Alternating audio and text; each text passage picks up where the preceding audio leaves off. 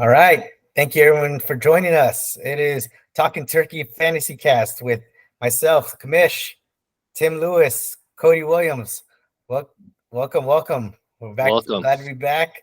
Yeah, it's been a great week, fun week. Another exciting fantasy football regalia that passed us by. I can't believe we're already into week 5. The season goes so fast. It's ridiculous. We're already virtually 25% through the fantasy season. That's what's so crazy about this. We're heading to week 5. Bye weeks are starting. The bye-apocalypse is here. Here we go. We're going to definitely get into what happened during the week with these matchups. We're going to talk about the studs, the guys who were balls out, the guys who, didn't really do so well and really poop the bed for you, crap the bed for you. So we'll get into all that. And I know you guys will have a lot to say about what happens with these teams. I know, Tim, we have a lot to say about current status of the team, of your team, how it's going. And we're going to have a special guest later on today.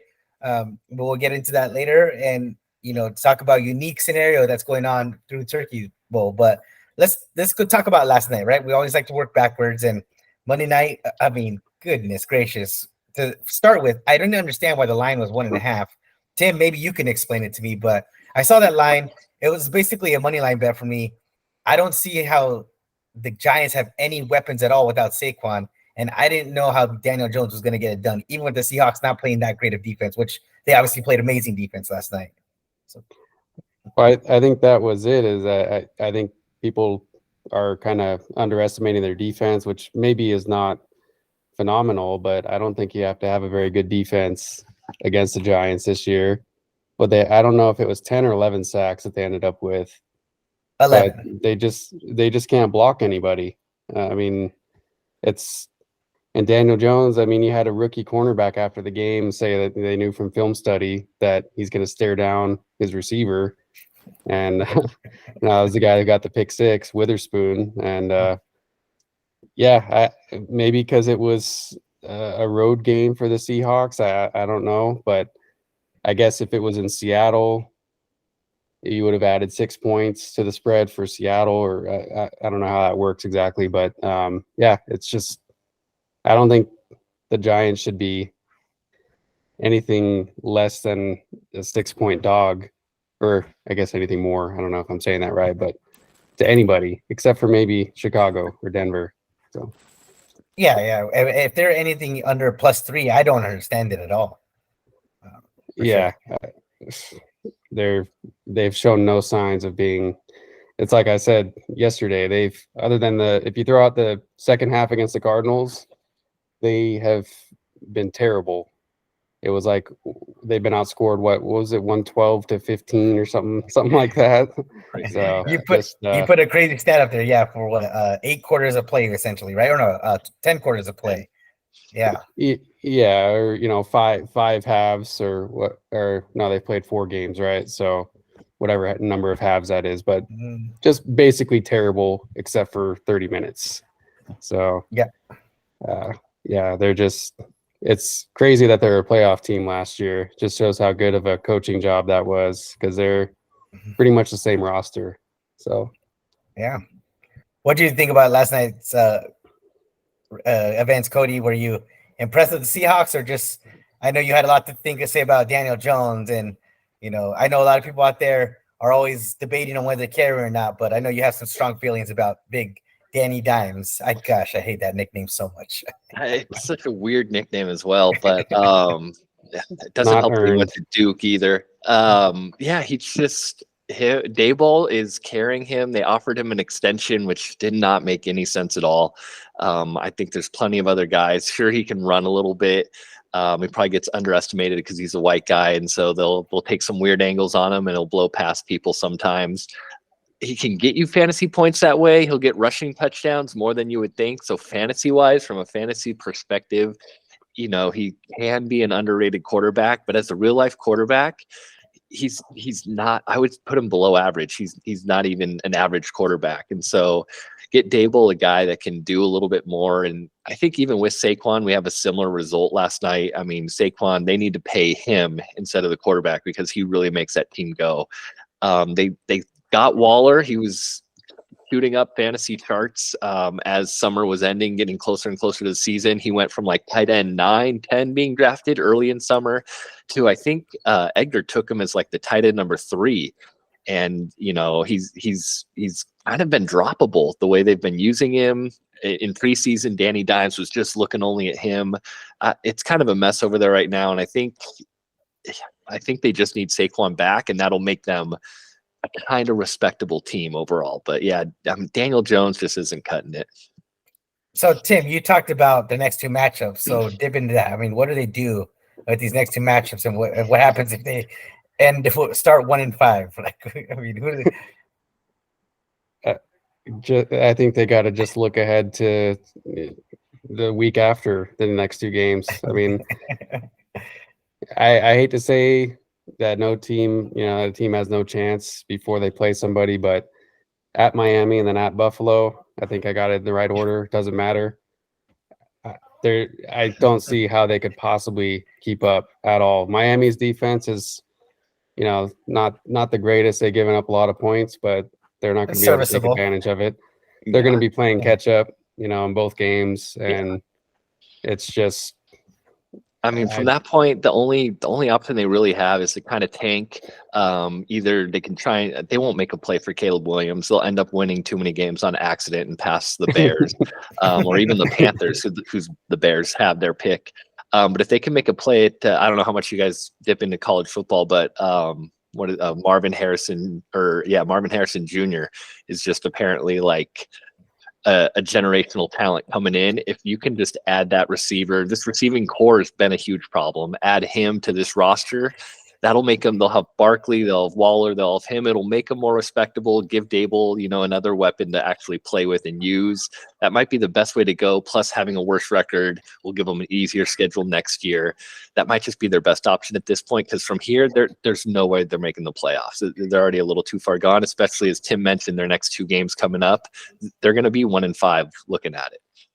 They have no offensive line. I mean, even if you add that skill player, how much is that going to help Daniel Jones? I don't see it. He got sacked 11 times last night.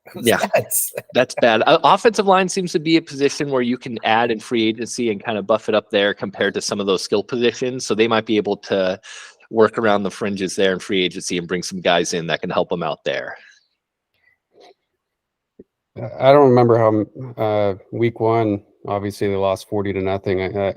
Dallas sacked him. I don't know how many times. I don't know if it was that many, but I gotta imagine Jones has been sacked at least 30 times already. As I say, he's been doing a 25-30 range for sure. It's just they definitely can't block anybody, but he's also hanging on to the ball too long. He's not feeling the pressure, and it's not good there. But yeah, Marvin Harrison Jr. though, he's definitely a baller. I'm sure he'll be a top 5 pick, but whether he helps if Daniel Jones is his quarterback, I don't know. But if they have a chance to get him, they signed him to an extension like this past year. I know they're basically stuck with him unless they want to take a massive cap hit. But go with the rookie. Didn't understand why they didn't do the franchise tag on him. That would have been the most sense.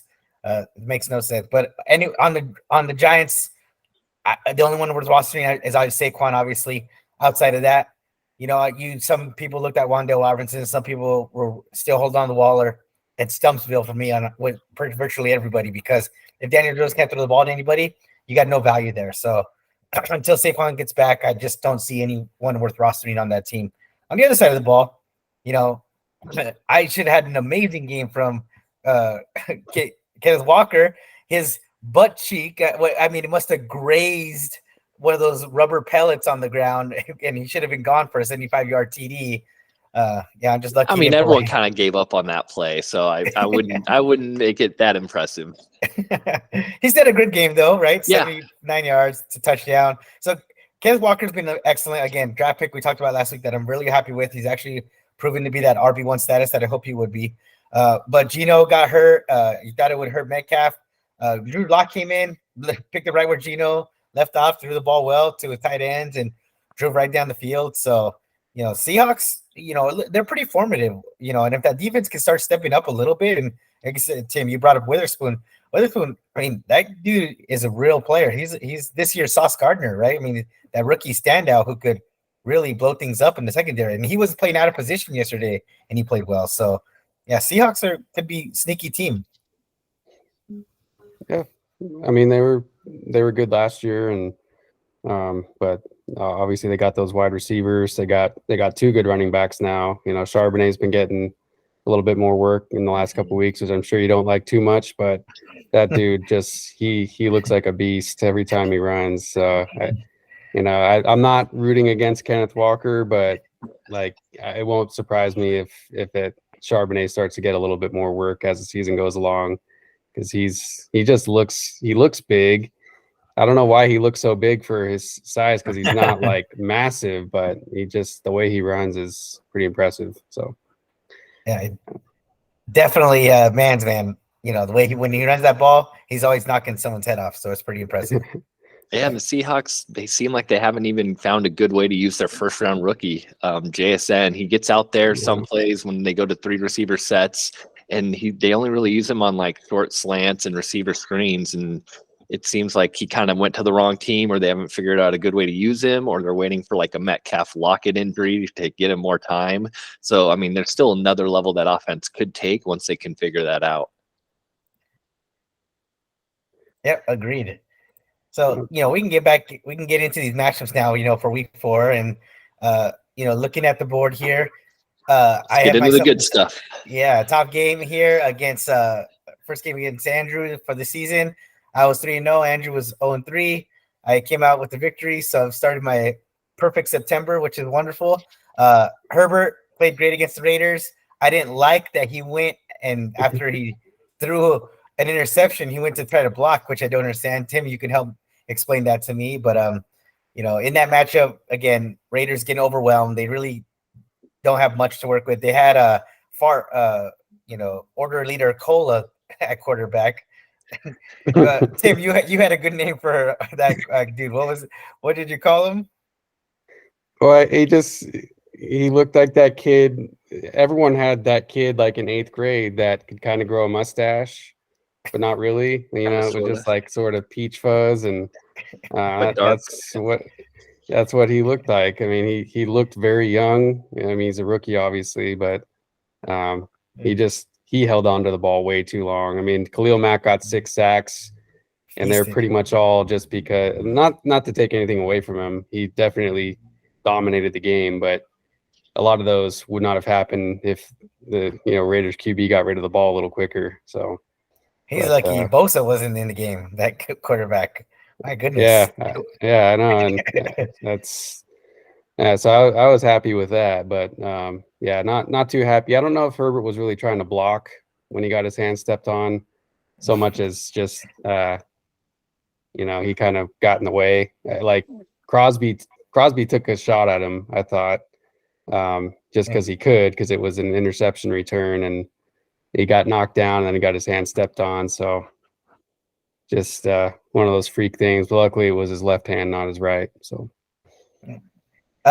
They reported a small fracture in that hand, but he is on bye this week, so I have a couple weeks to heal.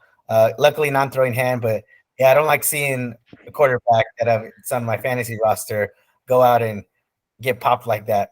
Especially after he took that cheap shot earlier in the game from his former teammate. Yeah, so luckily he got up from that, but. Not great. On the other side of the bye, he should have Eckler back as well, which will only kind of serve to help him.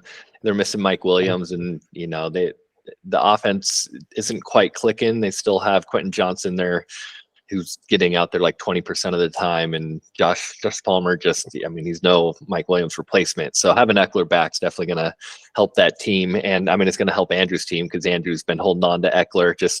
I see it every week. He puts him in his lineup. He's hopeful. He has Eckler in, and then when he's declared out, he has to make a move and swap him out for like Dalvin Cook. And this week, Dalvin Cook got him 1 point. He's been riding Kirk Cousins, who's been getting him 20+, 30+ point games. This week, it got him 7.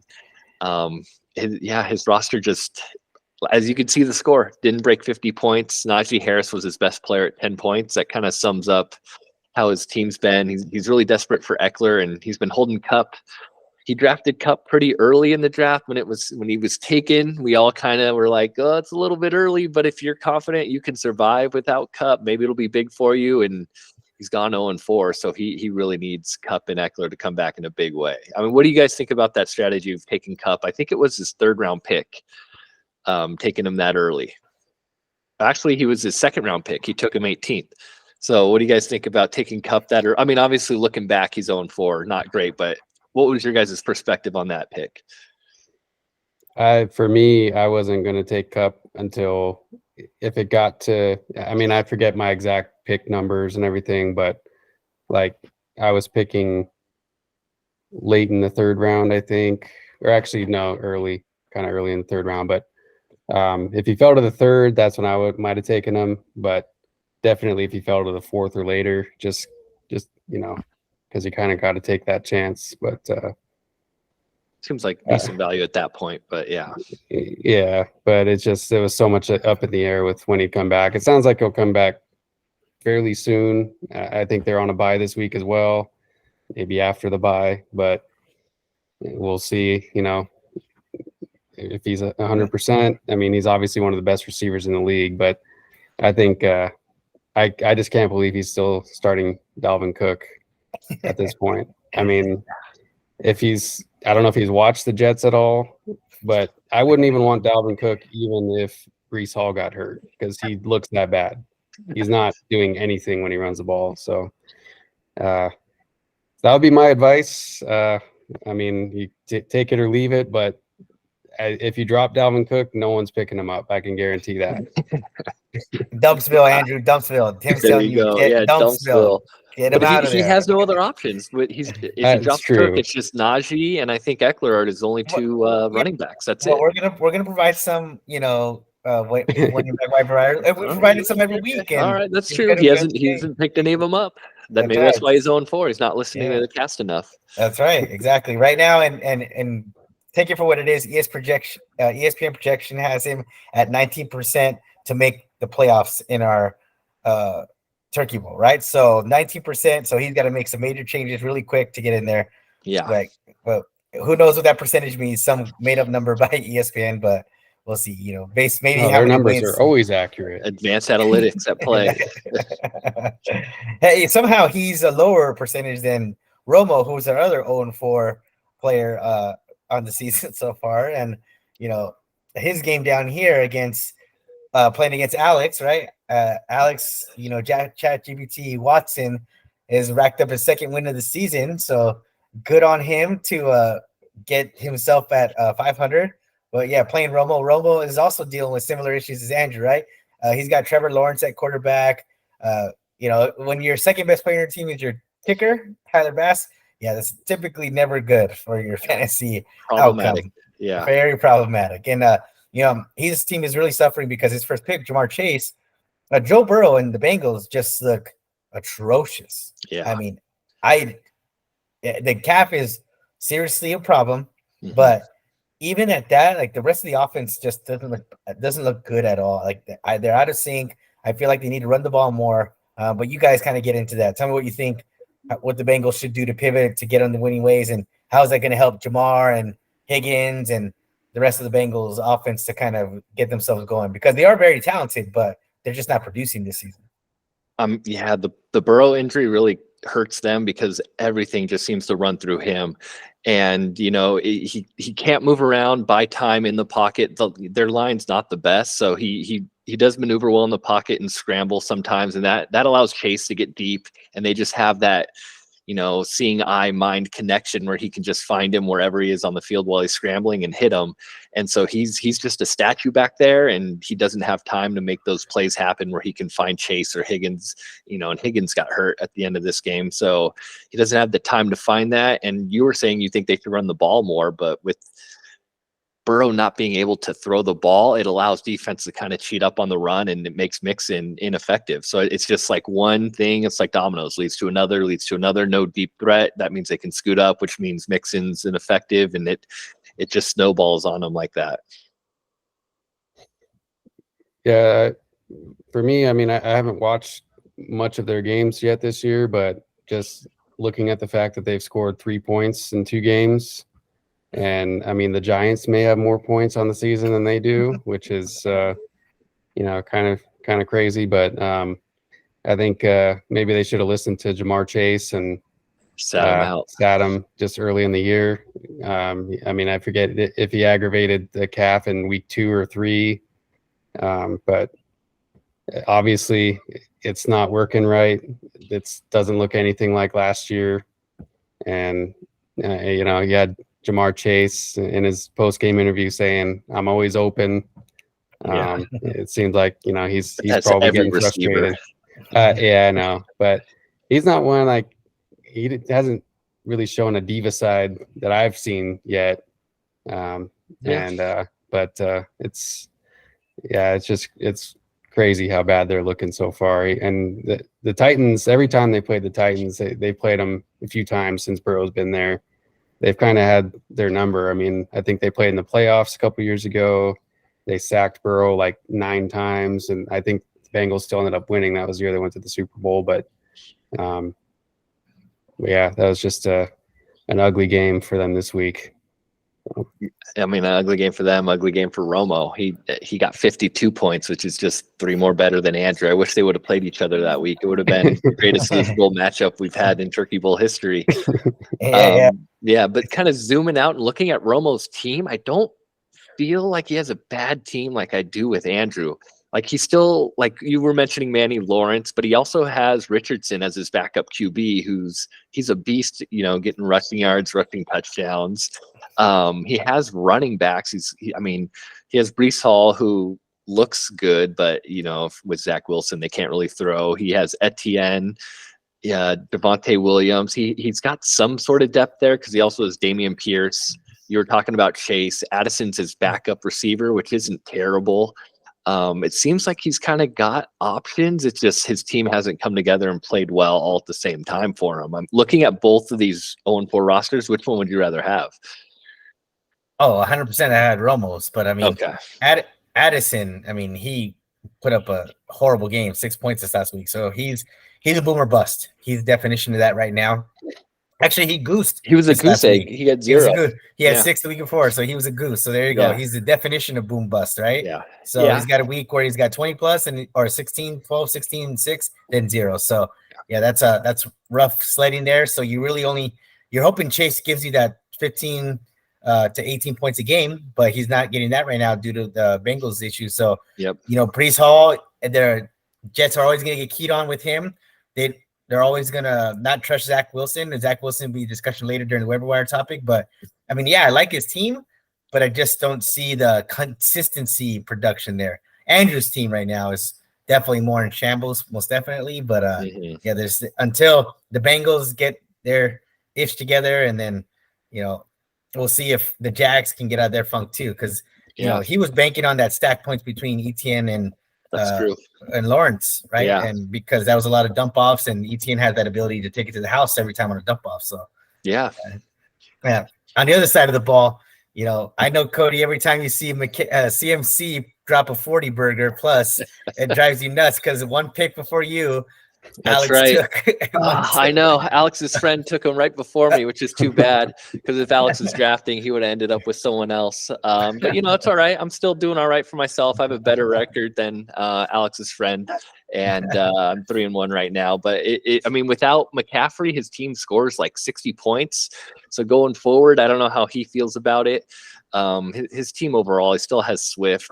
Pacheco's finally starting to get a little more run, taking over that backfield. He has Mahomes as well, who, against the Jets defense, any quarterback's that was Josh Allen week 1. He got, 3 points. Mahomes ended up with 12 against that defense. There's nothing wrong with that. Even Hawkinson is tight end. He's got the Niners defense. And I know it wasn't Alex that drafted this team because he has Koo as his kicker, and Koo's like the guy that all the smart fantasy players try and take. So I know for sure that's not Alex drafting that team. I even like some of the guys on his bench. He's got Laporta, he's got Pittman. I know it's not Alex's team because I like his team. That's how you can tell. But yeah, even though he's gotten unlucky those first 2 weeks, he should kind of be up there with you, Manny, and even Rob, who we'll get to, and yeah, Angel, who are I think Angel's 4-0 as well, right? Are you the trio that's all 4-0? And we have 3 members that are 4-0 so far this season, which I don't think I've seen. So pretty impressive stuff. Yeah. Yeah. His roster is really solid top to bottom, including the bench, unfortunately. CMC fantasy MVP so far through the first month of the season. Oh man, I would have to think so. I mean, he's probably the highest, especially in a standard league. Our scoring standard in a standard league, I would have to put him up there. What do you think, Tim? I can't think of anyone else. I mean, he's got only 7 touchdowns so far, or I might even be. He had 4 just in one game last week, so he might have more than that. I saw something this morning about the stats he's putting up so far, like comparing what he's done so far to Adrian Peterson when he was MVP. I think he was the last running back when he ran for 2,000 yards, and he's like crushing. He's even broken like scrimmage and touchdown records for the first 4 games that Jerry Rice had with the Niners. So, yeah, I mean, absolutely. When it comes to points on the season, he's in first place at 105. I was saying he's standard scoring 100 points. Yeah. Which and HN, or he wasn't actually started that one game where he blew up and had that 50-point game. So McCaffrey played, every week. Yeah.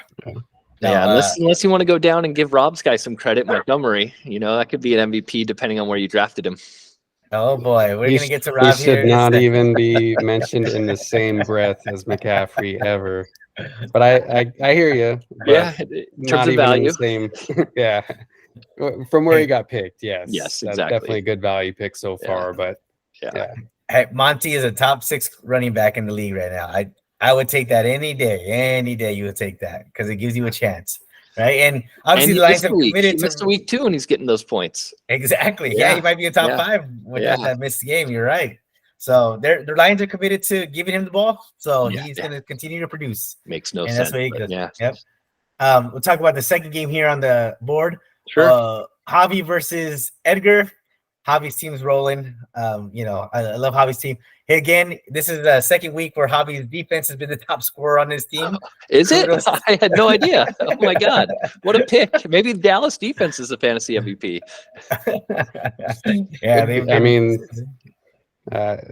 That's what, 27 points this week, 30 was it 37 week 1, or week I forget 1, the exact number. Almost 40. Yeah, it was almost 40. So they got to be close to 100 points on the year. So they had negative against Arizona, actually, so that kind of pulled them down. Cowboys are sitting at 79 points on the season, but the number 1 defense on the season so far. Yeah, if they performed against the Cowboys, they would be. Yeah, you'd be right there, Tim. Yeah. So Javi's team now. Javi started Russell Wilson, even though Russell Wilson is bad again in real life football. He's putting up fantasy numbers. So good on Javi, right? Against the Bears. They're very good context there. But he finally got a good game out of Scary Terry. Good for him. And Javi's moving right along, averaging close to 100 a game where he should be. Edgar, last year's champ. I look at that roster. I'm like, I don't know how he's 1-3. I'm shocked by him. He's got Tua, which is crushing. Yeah. Josh Jacobs finally blew up for him. I know Josh Jacobs has had a slow start, but that's typical of Jacobs. But Devontae Adams has played great up until this point. And Edgar's team is unique. I expected a little bit more wins out of there early on. So maybe just weird matchups, weird schedules, but now he's got bye weeks coming up. So we'll see what happens. Yeah, he also kind of he's been playing Olave at the same time as Michael Thomas, and it's kind of hard to play 2 receivers on the same team on your fantasy team at the same time because they're going to be kind of splitting the work there. Having Jacobs and Devontae as his first and second overall pick is a bit risky because anytime the Raiders face a strong defense, there's 2 players on his fantasy team because you're not going to bench either one of those guys that you're going to be missing. So I think it's just and then he took Waller as like the 3rd tight end. So it's just getting inconsistent play from different people throughout the week. It's going to kind of add up to this happening every now and then. Yeah. I like his running backs though. Jacobs, Miles Sanders, Jerome Ford now is a clear starter, and Cleveland. So I mean, he's Mhm. got That should help. decent player. So we'll see. Maybe just it's a matchup situation for him. Tim, you see him pulling out a win coming up here next week. He's got Romo coming up here next week. So you think he can send Romo on another walk of shame? Well, I haven't looked at all their matchups, but I did see that Romo, I think, is at least as of now, he's got Richardson as his starting QB, which I think it's worth doing at this point rather than having both Lawrence and ETN playing. They just haven't really done much yet, but I think let me take a quick look here at their projected matchups. 79 projected for Romo, 86 projected for Edgar. So pretty tight, but They Edgar each got to definitely swap out their bye. Yeah, they got a bye player out, by Apocalypse in, but definitely Edgar's wide receiver, tight end, and defensive advantage there. But I mean, Devontae Adams is projected for 16. That's huge. In a matchup against Green Bay, how do you feel about that, Manny? That's your defense going against Devontae. Jair, they're on the field too much, right? I mean, if the defense is on the field all the time, because either Jordan Love's, going 3 and out for the first half of the game, and then finally decides to play football in the second half, that happens, right? So your defense gets wore out because they're on their heels the entire time. So Jair Alexander's great, but yeah, Devontae Adams is a very, very special player. I mean, who's been able to really shut him down when no one. No one, no way. But depends. I think Garoppolo is supposed to be back. Okay. If not, if Jimmy G's not playing, then I don't necessarily like Devontae's chances that much. But would you bench him if Jimmy G's not? If he's out for the game, would you actually bench Devontae in this matchup? I don't think so, unless I had 2 or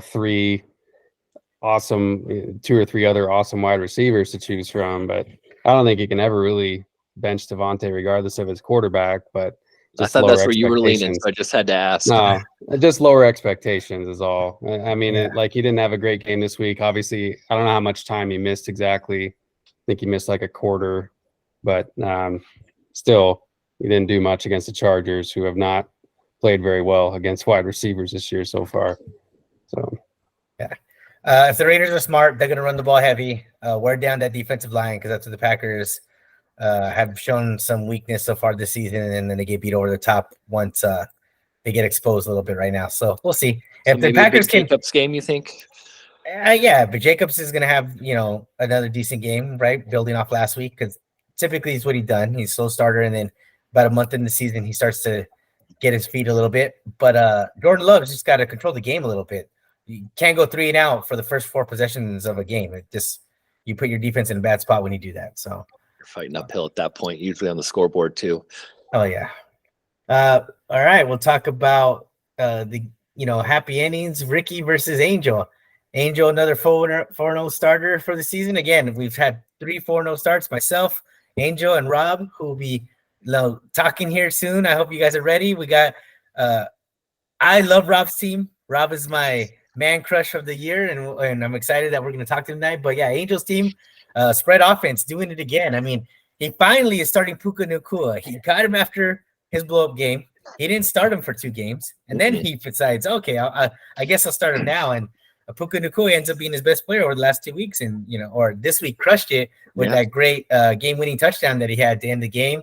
Lamar Jackson had a great game finally, which was great to see. I love seeing Lamar do well. I always wish Lamar to have good success in fantasy and in real life football. I just love his style of play. And then Justin Jefferson, of course. So, Angel might have the 2 best receivers in fantasy and in football right now. So Puka Nacua could be that dude. I mean, we've seen a great start to the season, but we'll have to see once Kupp comes back. We'll have to see how that impacts his volume. He's the guy Stafford keeps looking to. With Kupp back, he's going to kind of fall back into that number 2 spot, kind of maybe that old Robert Woods role. So he'll still be startable, but I don't think he'll still be one of the top 10 receivers fantasy wise once that happens. I don't know. That's why I'm holding on to Matt Stafford for now. Just in the hopes that once he has both those guys to throw to, that start putting up some numbers. So I don't have to, keep rolling the dice with Justin Fields. He can't play the Broncos every week. So. Unfortunately not. I mean, Angels got Puka, he's got Justin Jefferson, and he benched Calvin Ridley and DK Metcalf. That's the crazy thing is he doesn't even need Nakua. If Kupp comes back and Nakua falls off, he can just call up DK Metcalf from the bench, put him in the starting lineup. Maybe he can try trading Ridley over to Romo. Romo seems to like the Jaguars. Maybe he can get some value out of there. But yeah, I agree with you, man.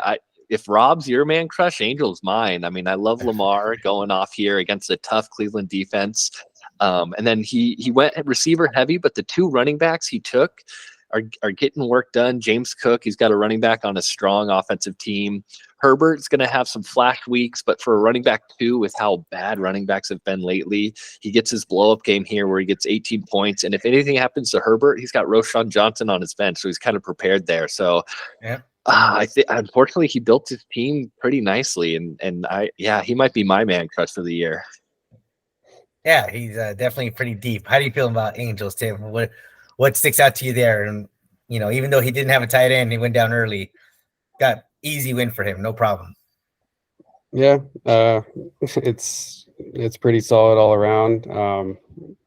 I think he at some point will probably trade one of his receivers for running back. Just to have a little more depth at running back, but.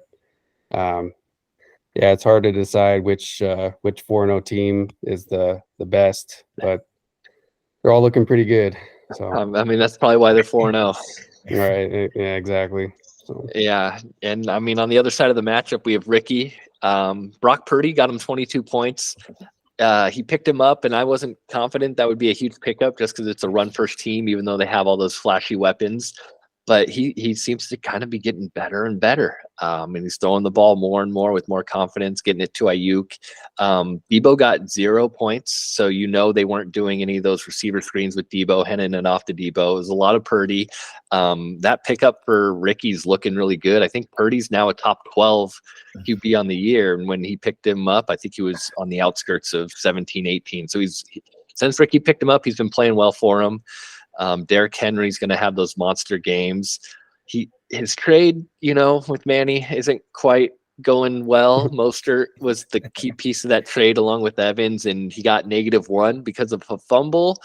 And then Mike Evans got hurt. So that trade's not going too well for him right now. And then, Atwell got 3. Goddard, he's been swearing at ever since he drafted him, got him 2 more points. He started the Buffalo defense against Miami, which I wouldn't do. I would have made a move, but they got him 11 points. So got him 11, got him double digits. Yeah. Which is, for a defense against the Dolphins, that's all you can ask for, really. His bench isn't great, so he doesn't have a lot of depth. But he still put up 73 for his team. That's pretty respectable. Maybe, if Debo does something with Purdy along with Henry, he'll have weeks where he can hit 90, 95 and get a couple more wins and maybe make the playoffs as a lower seed. Yeah, I see Ricky definitely sneaking in. His quarterback change was great. Good for him. You got to be able to move on and just say, I drafted a bad QB, move forward, and then bad karma. Yep. Get rid of the rapist, move on. Exactly.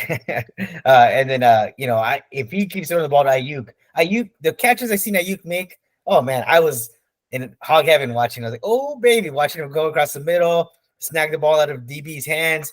The guy is just incredible when he's healthy. And he looks so good while doing it too. Oh yeah, he's smooth as silk. So I want to see that relationship keep building, right? Because it's gonna obviously propel my team to bigger heights. I'm very lacking in the wide receiver position right now. I'm trying to make sure I got some stability there. Do you think Ricky's got a chance to sneak into the playoffs, Tim, with this team? Have you looked down his roster?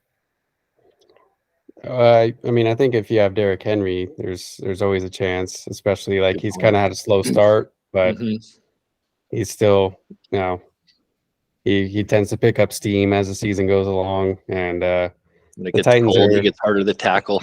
Yeah. So the Titans are still, I don't know about Tannehill so much, but they're still a pretty strong team. They just dominated the Bengals. So yeah, and then Purdy's Solid. He's not gonna have too many blow up games, but he'll consistently get positive points, which there's a lot of quarterbacks that can fluctuate wildly, and he'll probably be fairly consistent and reliable. So I think so far, anything can happen. It's still early. You never know what injuries might pop up for anybody. So I give you guys a quick question here. Who is the number one quarterback with QBR on the season? QBR? Yep. Well, we're talking about, I'm going to say Purdy. Of course. There it Purdy, is. number one QBR. He went 20 for 21 this past game. He had 1 incompletion and 20 completions. I mean, he's the most efficient he quarterback. He doesn't turn the ball over. Has he thrown? What's he got? 1 interception this year? One, yeah. Guys, yeah. Highest QBR in the league so far. So consistency is what you're looking for, right? And especially at the QB position.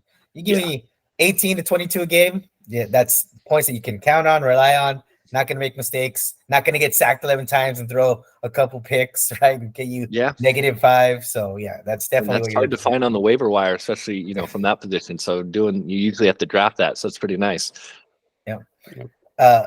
Cody, let's talk about your game. Okay. Let's give you kudos for the week. You got your weekly winner payout this week. High score of the week. Nice, very, very nice put up score. Josh Allen, he was incredible. We all knew that Miami Buffalo game was going to be a hot game for the weekend, high scoring. But Josh Allen really took that game over. He looked outstanding. Incredible. Actually, your top three players, Allen, Collins, and Williams. I mean, I think Collins, I didn't expect him to be this good, but he's played very, very well so far. So I think Williams is the biggest surprise for your team. You especially getting him. You got him right before week 1, right off the waiver wire. Is that right after week 1? He was my number 1 pickup that week. Yeah. Luckily, we weren't doing the podcast back then. Otherwise, I might have gotten outbid for him. Yeah. No, you came up big on that one. So that might be one of those potential league changing players right there. So nice call. Thank you. Yeah, I mean, I had drafted. I can't take total credit. I drafted Akers, and clearly after week 1, looking at how much they were using Kyren in the first half, and then they started blowing out. I believe it was Seattle. Then they started using Akers a bunch, and he ended up with 20 touches, but it just didn't seem right that all his touches came in the fourth quarter when they were up 21 at that point. So it was like, okay, they're definitely favoring Kyren. So I thought at the time I might have overpaid for him, but having the running back in McVay's offense it's been valuable. He gets all the goal line catches, all the goal line touches rather. He's there on third downs. He's playing over 90% of the snaps. I think the only other running back to do that is McCaffrey in terms of just like snap percentage that he's on the field. So just in terms of volume, he's getting all the volume of the Rams offense, which it seems like it's actually kind of good again this year. Tim was talking about it with Stafford. He's holding on to Stafford, which I can't blame him for. That offense is going to be kind of pointing up. And then Josh Allen doing Josh Allen things against the Miami defense. He almost a 40-point game from him is the reason I had, the high score really. And then Nico, he's going to have flash weeks. I think last week he had 2 or 3 points. So it's going to kind of maybe be a trade-off between him and Tank Dell over there. Maybe Dell will have 20 points next week, and I'll be stuck with Nico looking at 4 points. So it just happened to be a week where he went off, and then my tight end, Mark Andrews, came through for me, 21 points. I think he puts him number 1. I mean, tight end's so bad this year. Just him getting 21 points, I think, puts him up. Even after missing week 1, he's the number 1 tight end on the year. So that tells you all that you need to know about tight ends. Hopefully Lamar, if Allen can keep doing this and Andrews can keep doing that, and I get production from those 2 guys, which were 2 of my top 3 picks, then my team can cruise through the playoffs. I don't feel like I have a championship team the way it is right now, but I at least will make the playoffs. I'll stay out of that loser bowl bottom 4 area, which you can't win every year, but if I can maybe get lucky, maybe play some of the easier teams, get some bad matchups in the playoffs, at least move to the finals and make a split for the pot or something. Calling a shot. Look at that. We'll see. That's what I'm hoping for. I'm not calling a title. If I had McCaffrey on this team, it'd be over. But I'm not quite 4-0 like some of those 3 big dogs up there. What do you think, Tim? You like Cody's prognostication of his team there, or you think?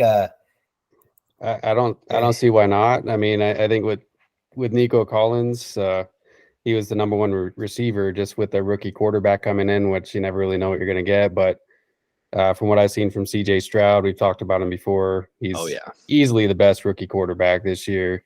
Mm-hmm.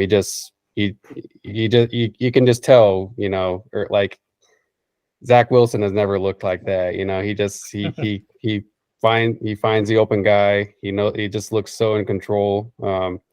Maybe Nico Collins won't have games like this every week, but at least there's the potential, because it could be a Panthers wide receiver who doesn't have a great rookie quarterback throwing to him. So, but I wish Kyron Williams was a little bit more on my radar after week 1.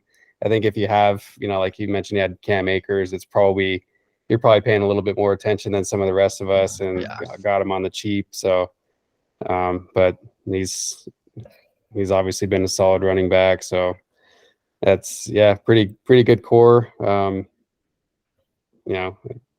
Hard to argue against it, but if Williams can only take over the role, if they could stop giving freaking 3.3 yards per carry Montgomery the ball, maybe something special will happen. But I'm not feeling great about that situation. Yeah, I'm as confused about that as you, but I don't know.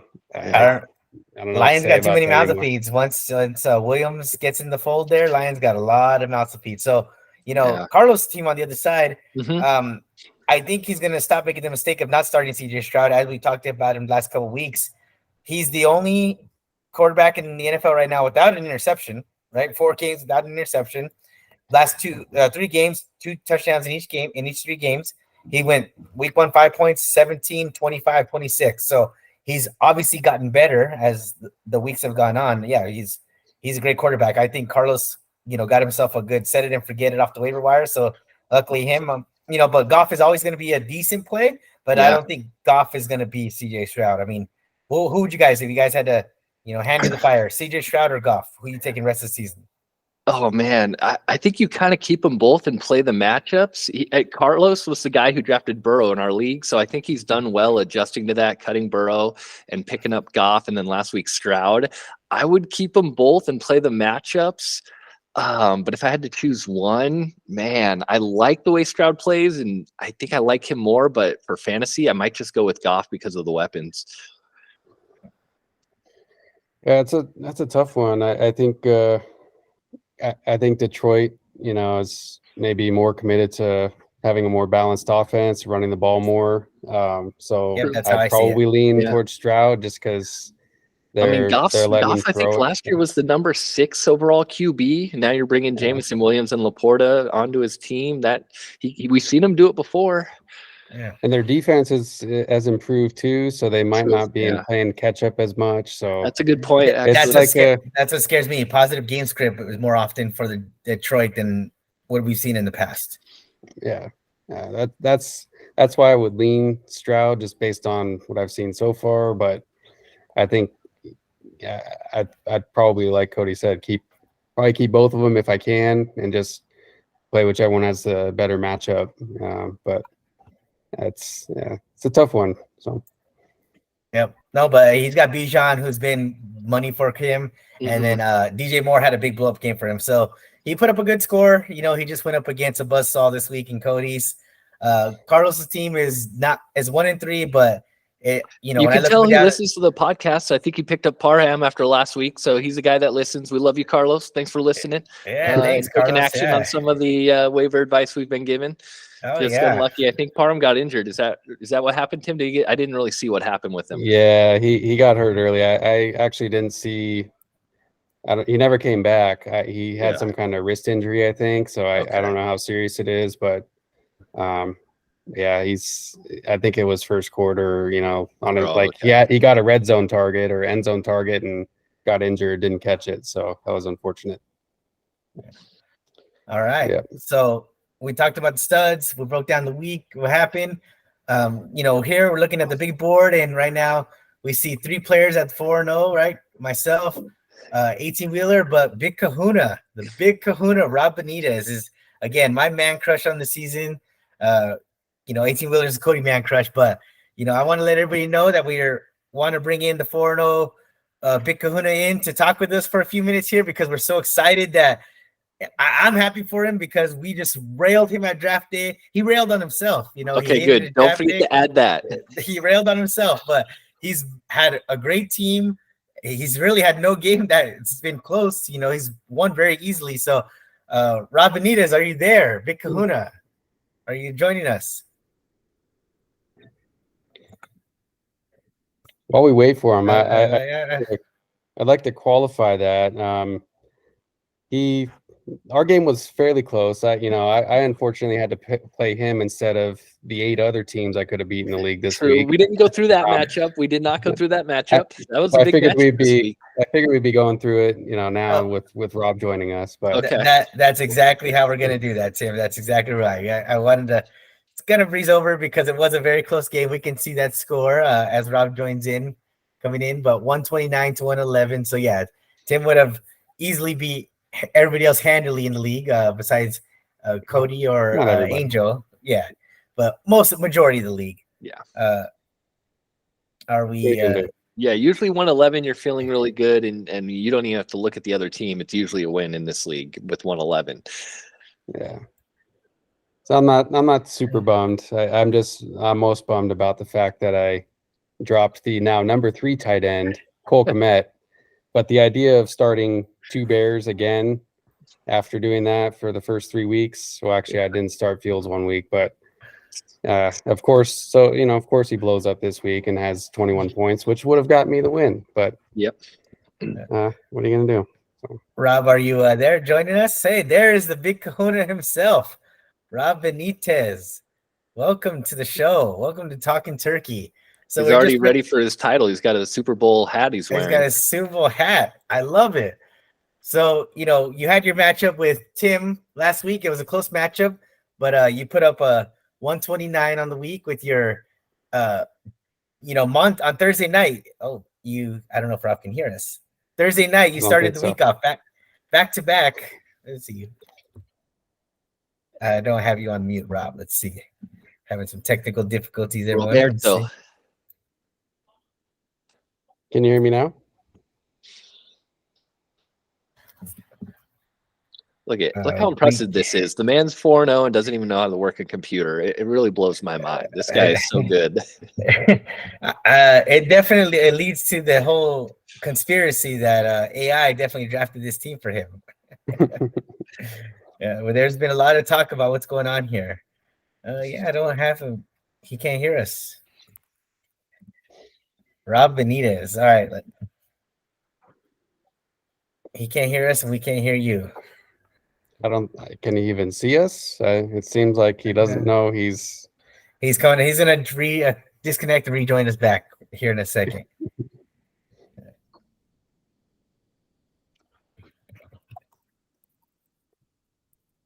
He's coming out and come back in. All right. So sorry about that, folks. We'll get him back here.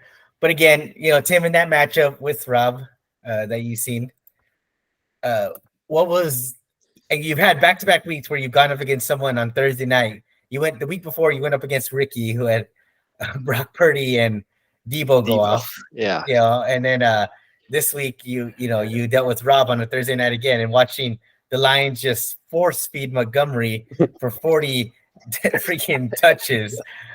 What is that? What is going through your mind when you're watching that kind of nonsense? It's very frustrating. I mean, it's just helpless. Like, especially when he ends up with 33. It's like I'm already in a hole, and my team still, put up a respectable score, but it just wasn't enough to overcome that. And obviously the rest of his team did well too, because he ended up getting almost 100 more points altogether. But yeah, it's just, when you're playing someone who's got Thursday night starters and you don't, you're just hoping that they have a dud so that you can, feel a little bit better about getting a win. But then it's just like, I'm in such a hole now. Now I'm going to be 1-3, which I was or am now. So All And right, usually Rob, with Thursday games, they're kind of ugly, usually low scoring. It usually could work out in your favor, but the past 2 weeks has been tough on Tim. I mean, that's why that's exactly why I'm worried about the Packers going up against Jacobs, because it's the same type of runner. Rob, what kind of cojones did you have to play Montgomery going off that injury like that? What impelled you to do that? I think because both of my running backs were going up against pretty good defenses, so it was like it's either I had to pick one or the other, and I felt like I had to plug Montgomery. I know he had a thigh injury, if I'm not mistaken. I was like, I figured he has thunder thighs, so he should be back in 1 week. And so that's why I end up taking out White and just plugged in Montgomery and just rolled with it. I was just like, I like what he did, before he got hurt, and I was like, let's just see what happens. It's a primetime game on Thursday evening, so I figured let's go, let's roll. And I had a friend of mine too who was texting me back and forth, who also has them. He's like, should I roll with them? I was like, dude, you gotta trust on Montgomery here, and he didn't do it. I did. Oh, ChatGPT didn't do that, huh? So No, he didn't do that. You went against exactly.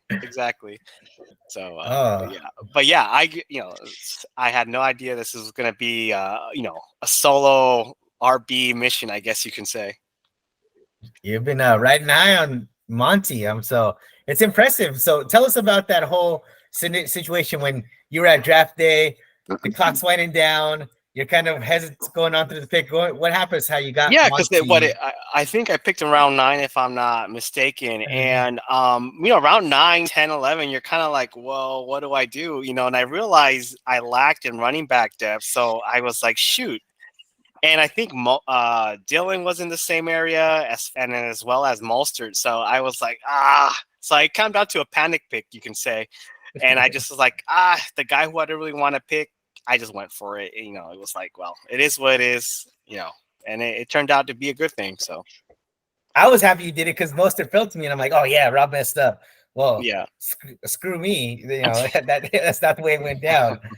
So right. I know Tim's got some fond opinions of Monty. So how do you feel about value? Has Rob had the value pick of the draft so far, guys? You tell me. I don't know, man. Hobby with the Cowboys defense. I think they're outscoring even Montgomery, so you might have to look over there. That's a good point. 70+ points. Yeah. Well, Montgomery missed a game, and he's still in the top 6 of running backs. So, he's up there pretty high. The Cowboys mentally sat out a game against the Cardinals, and that did cost Hobby his one loss. So that on the other side, true. That's right. So, Rob, you've had this unique magical run. At draft day, you were saying my team sucks. You didn't even show up because you couldn't bring the Giants server into the backyard, right? You had to stay in a cryogenic area. But what do you attribute this magical run to, right? Is it the love of anime? Were you just watching like Naruto during the draft? Were you just like building your algorithm as the team was going? What do you attribute all this to? And no, like I had, I texted you to the side. I was just kind of like, I had watched a bunch of these videos from these so-and-so, fantasy experts on social media for hours before weeks before the draft. And I was like, wow. And then coming to the draft, I was like, I think I just wasted my whole time, all these hours of just watching countless videos of these fantasy football experts. So, we know it never really turns out the way we want it to come draft day, doing all these mock drafts, all you can do. But the night before I was playing poker. Tim knows I had a late night poker run. I didn't get home till like 4 a.m. And I was like, no way I'm going to make it to your house. I was so deadbeat tired in the morning. So I kind of just did it here from home. And yeah, it just kind of again, kind of still trying to wake up. My fiance was like, what are you doing? I got to go draft, and I was like, just kind of still tired. And I was just like, well, a lot of these things were just like, we'll see what happens. I didn't really kind of go off of anything besides just, going from luck, I guess you can say. It takes a little bit of luck to get to where you're at, but you're 25% through the season and you're got a perfect record. You're 4 wins away essentially for the playoffs. So good for you. But, big matchup this week. Oh, yeah. You got Primo, 18-wheeler Angel up, in your midst. This is the cousin who robbed you when you were of your childhood by selling you a Dreamcast that was overpriced. How mean a platform that wasn't even good. I mean, this guy has been taking advantage of you since you guys were kids. So how are you going to take it to him this week? What's your game plan? You're one of you is going to have a loss for the season. I'm going up against my arch nemesis.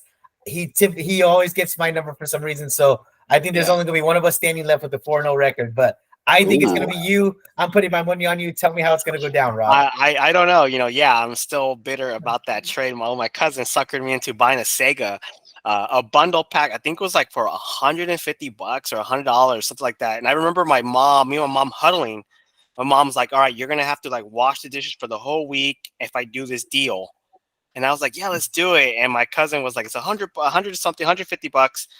And I did it. And I was like, so we suckered my mom to buying it. And then he got us with this whole bundle pack. He had like 10, 15 games and only like half of them worked. And I'll never forget it. I'll never I still to this day, I still talk about it and tell him like, oh, I can't wait to get Aiden. Like I'm going to sell him something dumb, Go after his kids. I like that strategy. Right. So, but I'm definitely looking forward to this week. It's a big matchup. Only one of us is going to come out victorious at the end, and we're both undefeated. So, he has good wide receivers. I look at his team. It's like, shoot, it's up in the air. I don't know if Monty's going to be able to, repeat another 30-plus game, but, if he does, I'm on that Monty watch, Tim. If he's getting 30 touches a game, I think you're going to be just fine. Oh my God. It might. I'm holding you up, Tim. I screenshot that message you sent, and I was like, I'm going to hold you up on that. If he gets another 30 this week or not. I'm a man of my word. All right. I'll eat crow. I've already made some horrific calls on this in the last few weeks. So, that could just be added to the list, but I still stand by him not being. He's the most boring running back to watch, but Jamal Williams last year. I guess the Lions just have a thing for boring running backs because must be it. They don't like the exciting one that they've got that they just drafted in the first round. So I don't know what's up with that. I don't know what they're waiting for. But I don't think Jahmyr Gibbs has eaten enough kneecaps yet. That's the problem, right? Because Dan Campbell, it's kind of like a prerequisite. Yeah, exactly. Yeah, and Gibbs is a lot more explosive. I was like with Cody. I was like, oh, I love Gibbs. I was like, how in my other league? And I was like, great. Yeah. But yeah. So yeah, man. Jokes on us. Right? Yeah. What do we know? Right. We're fantasy experts. Any parting questions for Rob? I mean, Rob, right now it looks like you're projected to win. Do you feel, looking at the projection, you're up, I think, 92 to 100, 101. Are there any changes you plan on making, or do you feel good as is going into this matchup? Let me see. I'm looking at my team. I'm debating between Adam Thielen and switching out Christian Watson since he did show up with that one touchdown. But the question is like how long is he going to be out on the field? So it's like, is he really fully healthy? I don't know. It's going to be either, just between that. I'm like, it's my flex option. I'm going to keep Connor as is and Montgomery and go from there. So the only one I'm debating is Thielen versus Watson. Mm-hmm. Manny, you got any advice for him there on that? Watson's kind of your guy. Hits a little close to home. What do you think? I'm a big fan of Watson. I definitely think that the Packers are going to have to throw the ball to win the game. Is he fully healthy? What I saw last week, he didn't have a setback. He got open pretty easily in the back of the end zone. So, you definitely take a flyer on him. I would have started Thielen if Andy Dalton is starting at quarterback because those two have a connection. It's very easy to see. I don't trust Bryce Young to throw to Thielen as much as he has. So Christian Watson and Jordan Love already have a connection, but he definitely spreads it around. Romeo Dobbs is going to get his too, but I definitely start Watson because the Raiders DBs are beatable, right? They're nothing special. Yeah, you know what? I'll make that I'll make that move right now, just for a special on live right now. I just made a move. Oh, look at that! And it keeps it down to the wire. If we get close, we have a Monday night player at least. Oh that's right. Gotta love that. The Monday night, savior. Monday night savior is always Monday fun. Night miracle. Yeah, for sure. Yeah, exactly. You just never know. But more upside with Watson for sure. So Monday night prime time. We'll see what happens. But before I do go, I want to do a silly segment. no mames trade offers. I figured I'd just go out and just right here. I'll keep it. I won't say who, but they know who try to give me some offers. They're hilarious. Let's at hear plus this Mike total. Evans offer. I'm ready. Mostert and Mike Evans for I'll what? give you so far. If you guys are gonna have guests, I think that'd be really fun. They just go through their offers they've received this year, or That's not a bad idea. I like that, Rob. I love it. Let's hear it. Let's hear the and so trade-off. here, I'm not gonna say who, but I trade Kelsey and I get Mark Andrews. This was before the season even started. It was pretty much was it a bone bruise injury versus a quad injury? So I figured that's what an injured player for an injured We know player. who that is. And then we Too had bad you didn't take him. Your team Right. was 5-0 already through 4 games. right. And then I have another one. I trade David Montgomery and Travis Kelsey for Javonte Williams and Hunter Henry. Won't say who that is. Won't say who that is. Won't say who that is. I would have been fleeced for sure. Hunter Henry. It had to Huh? be after week 1 when Henry had like the 11 12-point game and Kelsey was still hurt. Holy moly. Yeah. Another one is Christian Watson for Damian Pierce. And this is before Christian Watson even started. So Ooh. That's That's most acceptable of the 3. Yeah, yeah. that's not as bad as the first 2. Not even close. But I wouldn't say first 2 as the second one. And then I have another one. Zach Charbonnet, Travis Kelsey for Kenneth Walker and Kendre Miller. Oh. That one? Hey. I'm not saying who. I didn't say who. But those people know who they are. But I thought I would ended up with that. That was hilarious. That is good. No mames. No mames straight off. It doesn't involve me. I know that. I don't know if you other people say that. But, Right. But yeah, I thought I would end that my chat here or my That's time. good. That's good. All right, Well, guys. Rob, thank you very much for joining. Have a good night. All right. We'll talk to you soon, man. Thank you for having Good night, me. Rob. All right. Manny's Good night, Man guys. Crush. Bye. later, Rob. Later. And just keep things rolling here, guys. That was a great segment, but we'll run through the waiver wire target real quick and then get to our game. So my waiver wires for the week: Sam Howell, and I know Hot Java is the same Sam Howell, but running back Devin Singletary.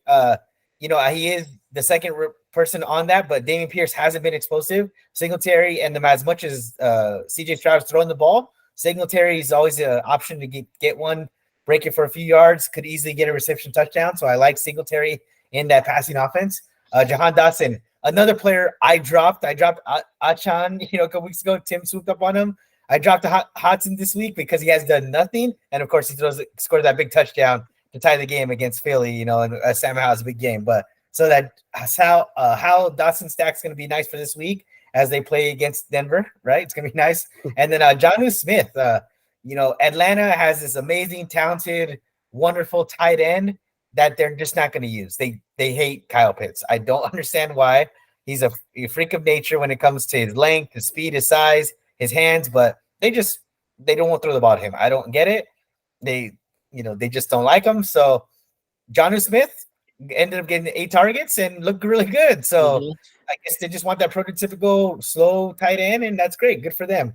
But Texas defense, they're playing in such positive game scripts right now because they're playing so well that their defense is going to have a chance to get some turnover opportunities and playing some games where they can make some big plays down the stretch there. So, banking on a pick 6 there or something like that, fumble recovery as they're going to begin after the quarterback. So that's my waiver wire targets for the week.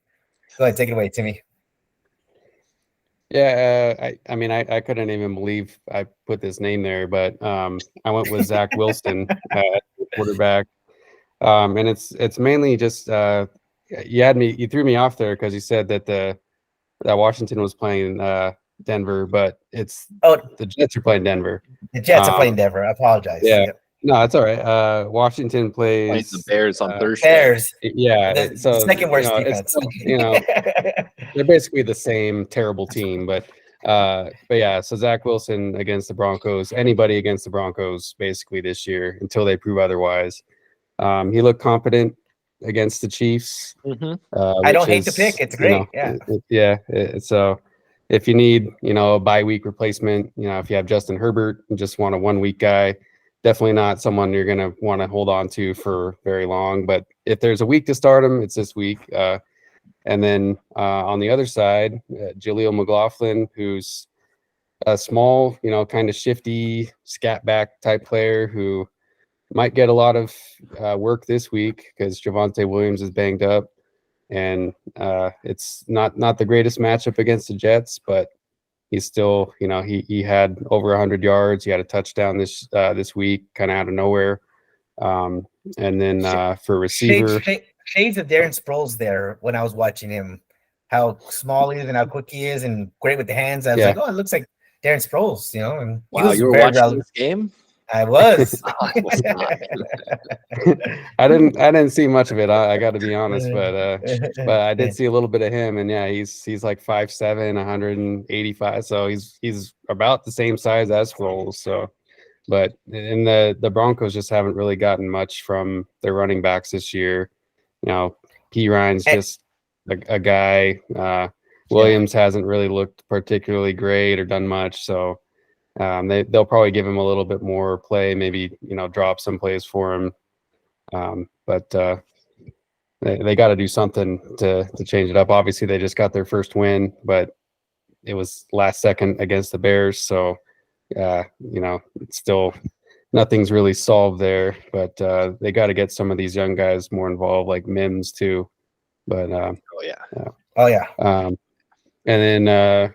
Wide receiver, Michael Gallup, not a great matchup this week against the Niners, but he's been getting a lot of targets. I think, it's still early, but Brandon Cooks just really hasn't shown anything with Dallas yet.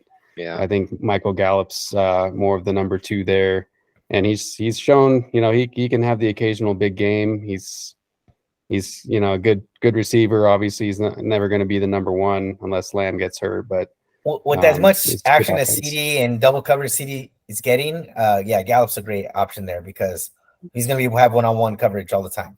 So yeah, and even this week, with it not being the greatest matchup, he might have a decent game just because I think the Niners will probably do a lot to shut down CD Lamb, and I think Dallas will probably be playing from behind, so they might be passing a lot, but we can only hope. But especially after this week, I think he's looking up, and then to stack with Zach Wilson, Tyler Conklin, nice. Conk. I mean, Cole Kmet just came out of nowhere, and moved up to the number 3 tight end on the year after playing the Broncos, so.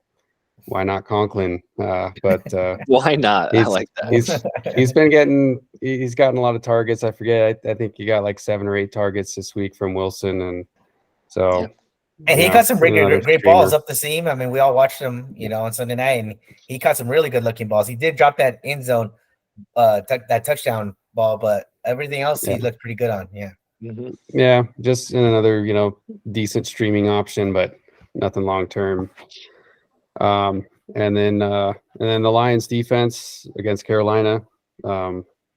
It's I mentioned earlier, I think the Lions defense has improved this year. Aiden Hutchinson should have been picked by the Jaguars, but for whatever reason they took whoever, Trayvon Walker. Yeah. But decent defense against one of the worst offenses in the league. I don't think Bryce Young is ready. He may get there one day, but I don't see Carolina scoring a lot of points in this one. So. Yeah. Thank you, Tim. Nice job. Hot Java. What do you got for us? Just like with Manny, I have Sam Howell purely for the matchup coming up. It is a Thursday game, so I'm not super confident about it. But with bye week sitting, like you mentioned with Herbert, Howell can kind of move around. He's got weapons in Dotson and McLaurin, and then Robinson. I even like his tight end Thomas. So Logan Thomas is So Howell. If you don't have much going on the waiver wire, I would take a shot with him. Tuba Hubbard, this is Sanders base. So if Miles Sanders, he was hurt last week, and Hubbard got more snaps, more carries than Sanders did. Sanders still played. I think it was a groin injury he was playing through, and then outperformed him. So if they decide to give Sanders a week off, That could really give him, instead of having 12, 13 touches, if he gets 20, 21 touches and maybe a couple catches, that could put you in the double digits for a running back, which right now at running back does not seem bad at all the way the landscape is. With Jameson Williams, with the new CBA agreement on gambling, he's coming back a week early. So this is just to make sure people don't forget. Receiver for the Lions, he was Alabama star receiver before tearing his ACL in that title game against Georgia, and on a deep pass, he's a big deep threat. The Lions took him in the first round with the torn ACL in his knee. I think they actually took him 12th, which is where they took Gibbs. So maybe this is the best play. They don't seem to like their other number one pick they took 12th, but from Alabama as well. Yeah. Oh my God, you're right. Okay, I'm kind of having second thoughts already about this. But if Jameson's available, other people might have forgotten about him, or he was supposed to come back week 6. They might have their internal clock set to that. Don't forget to go pick him up. He adds a new dynamic to that offense. You have Amon-Ra, who's, the high target, little short, intermediate area guy. Laporta has kind of been that middle of the field, intermediate, kind of deep threat. He's had some deep targets. Jameson's different from both of them, so it really adds a new weapon, and that can kind of help Carlos out, starting Goff versus Stroud. So it'll be interesting to watch him play. He's practicing with the team this week, so I think they're expecting him to play this week. So yeah, I would take a shot on him and probably, spend a decent amount of fab on him to try and get him, just the way that Lions offense has been moving. And then same with Manny, Jonnu Smith going back. Arthur Smith was his offensive coordinator with the Titans when he was actually a fantasy relevant tight end. They this week it's come out. I don't know why they couldn't tell us before the year started that they're still concerned about Pitts' knee. It hasn't fully recovered from the MCL surgery that he had. That could be a reason. Pitts wasn't used all that much last year anyway. It could be part of the reason they're not using him. Jonnu's stepped up, taken the role. He's comfortable in the offense. Arthur Smith clearly knows him. Pitts isn't really an inline blocking guy on this run-first team. Arthur Smith just wants to run the ball. So, and then play action. So Jonnu being there, looking like he's run blocking, and then boom, play action, breaking, for 15 yards, gets those passes, whereas Pitts is more out wide. And so he's not really helping out with the run game or with the play action game as much. And then purely matchup Thursday game, you got the Commies going against the Bears. I went with the Commies defense. Andrew, for some reason, has been holding them since week 1. They've gotten, I think, like 3 points, 0 points, and 2 points the last 3 weeks. But I have to think Andrew's been holding him, just waiting for this matchup. He's like, okay, it's not going to work out week 2, week 3, week 4. But week 5 against the Bears, he's got it circled in his calendar. He circled that week in week 1. He's like, this is the one. Yeah. He drafted him, waiting for week 5. I feel bad for whoever he's going against. It might be Tim. I don't know if it's Tim. That Thursday game, Commanders could go for 30 or 40. No, it's not Tim. Okay, well, they'll probably get 4 or 5 playing points. Javi. Okay. Yeah, Javi's got McLaurin on Thursday McLaurin. night. So okay. Oh, there you go. Game this week. Yeah. We already discussed that. Tim's got a Thursday night player on tap again. Yep. Okay, I'm already ready for it. Commanders might only end up with 4 or 5, but looking at that matchup, I would pick up Commanders. Don't watch Thursday. Maybe go to a pumpkin patch or something and enjoy your Thursday night. There's going to be better things to do out there. Lots of better things to do. Yeah. And speaking of a bad game transitioning to a good game, right? So you got Thursday night's terrible game, but you got Sunday night's game, which is going to be the game of the week. Game of the week. Everybody's expecting this to be the NFC Championship preview. That's what I do, anyways. Okay. Both defenses are the best defenses in the league. It's very easy to see that. Both quarterbacks are competent. Both have excellent weapons to work with. So, implied total with Dallas at San Francisco, 44. I personally give the edge San Francisco because it's a home game for San Francisco. I like Brock Purdy. I think Shanahan, I always give him the edge over Bumpkin over there. I don't even say his name. Bumpkin ex-Packer head coach. Yeah. He did win the Super Bowl Packers, but it was more of Rodgers than him. But I definitely, if I'm going to take Shanahan over Mike, it's going to be Shanahan all day. So I got the Niners not winning this handily because Dallas defense is that good. But there's definitely going to be some opportunities where Shanahan's going to find some way to scheme, a couple of big plays to win this game, especially down the stretch. What do you think, Tim? I'll let Cody go last, as this is his going to be Sunday night, special. Yeah. Yeah, well, I kind of touched on it already. I think San Francisco is going to win. I just, for some of the reasons you mentioned, they have the advantage at coach. You could argue advantage at quarterback. I would say they have the better quarterback. Just Dak is, more mistake prone. I think Dak will probably have a couple turnovers, and they just have the better weapons and more complete team. Dallas has obviously Pollard's a great running back, Lamb's a great receiver, but after that, it's like not the greatest. Not like the Niners with McCaffrey, Samuel, Ayuk, Kittle. It's just. Yeah. Keep it rolling. Yeah, exactly. It's a laundry list. Yeah, and that's just on the offensive side, and then the defense is, I would say, is better. I don't know if Dallas's offensive line's been banged up too. I don't know how healthy they are going into this game, but if they're still banged up, it could be a long day for Dallas. So I don't know about an NFC Championship preview either. I think Dallas will probably have another early playoff exit, and it'll probably be a rematch of last year's Niners and Eagles, but we'll see. So I was trying not to let the Dallas fans get mad at me, but I mean, I'm friends with a Dallas fan, and he's as pessimistic. He's kind of like me with the Chargers. He's not getting his hopes up too much, especially after they lost to the Cardinals. But I think the biggest advantage is in coaching. I think the Niners have far and away the better coach, so I'd be very surprised if they lose this game. Yep. And Cody, right? Resident Niners apologist. So let us know. You're very fortunate to be having a great team to root for this year, and so I'm sure we know what side you're going to lean, but what makes them bound for, this is a big game, obviously, to prove that they are the best in the league. And what do you think is going to be the factor that's going to play into them winning? These teams have played each other the past 2 years, both in the playoffs. 49ers beat Dallas both times that they did go against them. I think part of it is the balance between offense and defense and the decision making at quarterback. I think Dak had 2 interceptions in each of the last 2 games they've played against them.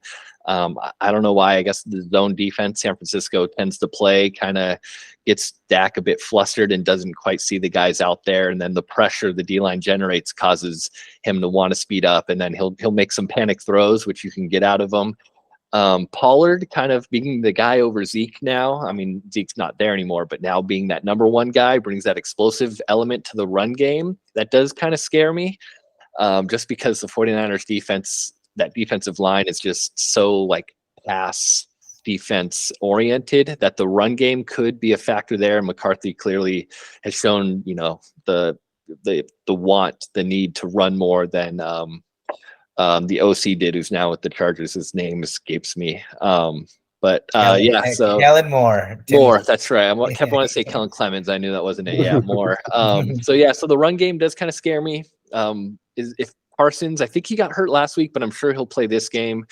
If the right side of the 49ers offensive line can kind of, be a little bit leaky. So if Parsons, he moves around on that defensive line, if he starts attacking from that right side, it can generate problems. But like you guys both were mentioning, the coaching matchup, they'll have ways to get McCaffrey the ball quickly, to get Debo the ball really quickly.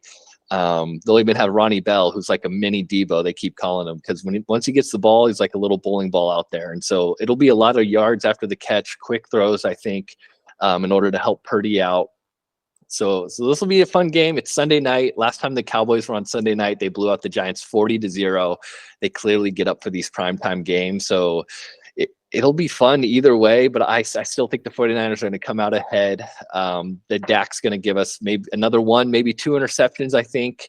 The defense, Fred Warner leading that defense, there's been clips of him staying with CeeDee Lamb step for step, guarding him in man coverage. So I think having that speed on defense, the ability to blanket some of those receivers at Dak, it's going to limit his options.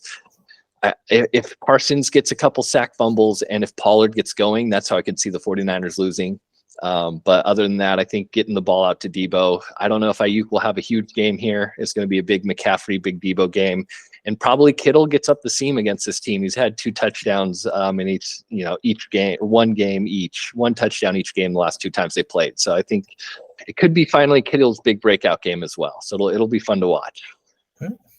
Yeah, I considered that too. That this could be that because Kittle hasn't really had one of those games yet. But then it's like, well, maybe he's going to be blocking more. Maybe they'll keep him in to block Parsons, to chip him or But yeah, so it should be a good game. I don't envision a blowout by any means, but look at the implied point total is 44. So even Vegas assumes that the defenses are going to kind of keep them in check a little bit. Yeah, definitely. It can break if you end up getting a pick 6 or a fumble 6 there. That'll kind of push that point total to where all of a sudden it might end up at 52 and it's like, oh, clearly over. But some of those defenses making plays turning into points might be what actually pushes it. But 44 sounds like the right point total, especially if it tends to slow down. Both teams want to be run first for the most part, so I can keep the clock going. So I might take the under of that total. But I don't think I can see it being 10-10 at halftime, right? And then at that point, then you're still going for the under on that. I don't know if it'll be an NFC title playoff game. I'm with Tim. I think the Cowboys will end up losing before they can get that far. So 49ers Eagles later this year, I think is what we'll end up seeing as the rematch. But this game, that doesn't take away from how fun this game's going to be to watch, I think. Nice. It's my team against Javi's team. May the best man win. We'll see. Javi's fantasy team. He's got 3 Cowboys there. He's a big Cowboys fan. Whenever they seem to win, he seems to win. Whenever they seem to lose, he seems to lose. He's 3-1. They're 3-1. He's just so tied to Dallas. So it'll be interesting to watch. I need the 49ers to shut down Dallas's offense, and I need them to score a lot of points. I know Tim's going to be watching Sunday night. Now we have a biased opinion. I love it. Bring it full circle. All right, guys. Well, great show. Thank you for Big Kahuna Rob showing up, giving us a breakdown of his magical start to the season. Great breakdowns this week. Looking forward to this weekend's games and getting into the bye weeks. I got to find an option for Justin Herbert, so we'll see what happens there. See if I keep my shit going. Hopefully nobody bids on Sam Howell except I do, except me, so we'll see. Bid him up, guys. You heard it here. Bid him up. I might have to pump up that value a little bit, so we'll see how it goes. But thank you everyone for joining. Please subscribe to the show. We have double-digit subscribers now. I'm excited about it. Let's go. Please leave comments for us too. We'll be happy to answer questions that you have. But thank you for everyone for listening, and have a good night. Guys, thank you. Have a good one. We'll talk next week. We'll talk on Sunday. Yep. All right. Thanks, guys. One, guys. See ya. Bye.